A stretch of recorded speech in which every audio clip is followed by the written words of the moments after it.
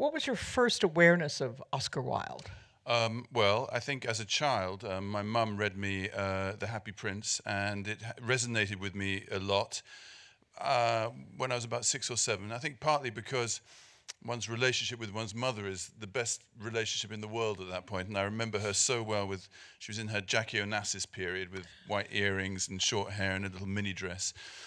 And I was just perfectly happy, and we were a very conventional, conservative family, so we didn't talk much about love or say I love you and things like that. So hearing about love and suffering and the price paid for love in The Happy Prince is quite a gothic story for a little child, and it made a great impression on me. And that was why I really very much wanted to try and weave it through the film. It did serve as the bookends as well as the texture. The within bookends, and film. also made a liaison between Oscar Wilde's two children and the surrogate family I made for him in France. And so, as you learned more about Wilde, did it stick in the back of your mind that this is someone whose story needs to be told more, better, more engagingly? I think when I was about 17 and came to London, it was in 1975, and I straight away, I come from a fairly conventional monastic background, and I threw myself into the gay scene, and without realizing really that in fact it had only been legal to be gay in the UK for 7 years, and the law by which it was legalized was very oblique, and so the police were kind of 20 years behind the law, which was about private displays of homosexuality versus public ones. So we were always being raided by police and herded into paddy wagons and spending the nights in prison. And so I think that gay scene felt very much that it was walking in the footsteps of Oscar Wilde. They all knew the name Oscar Wilde, even if they didn't know exactly what they knew it for. And so that also was made a big impression on me. And then, of course, later on in my career, I started doing Wilde in the theatre. And that, for me, was a very lucky thing. I had a great rapport with the text. And when an actor discovers a writer that works very well for him and the audience and him get along very well, it's a magic thing. And then one thing led to another. I did 2 films that they went quite well too. I think Wilde adapts beautifully to the cinema if you play it the right way, because it's like the witty comedies from Hollywood in the 1940s almost. And then in about 2007, putting all this in a nutshell, my own career kind of had ground to a halt, and I'd written a couple of books, and I thought I'd always thought I'd try and segue that writing into script writing, and I thought Oscar Wilde would be the best character for me to try and write a story about. Why did it then take so long? We hear about DeMille epics being 4 years in the making. This was 10 years in the making. Well, I think it's because the main reason is that independent cinema is in such a strangled situation now. Very few people are going to see it.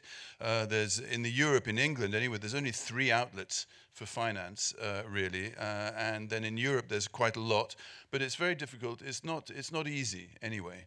And I suppose I did it at the wrong time. Nobody was that excited at the beginning of the process in what they say in America, getting into the Rupert Everett business. The writing of this, then, how much, having known about Wilde, having read about him, having played him on stage, how difficult was then to write and direct as well as perform Wilde, to get that almost a third-person point of view about something you're so engrossed in yourself? Well, of course, I think writing about a historical character, in a way, it's much easier than if you're creating a script that is entirely your own thing, because you've got scenes out of history to look at. You can choose from a million scenes, ones that you really like. You also have a lot of dialogue that you can pilfer and rearrange for yourself. So in one sense, you're given a lot of help writing about someone like Wilde. On the other side, obviously, you have a very high benchmark to try and create your own Wildean text. And I think...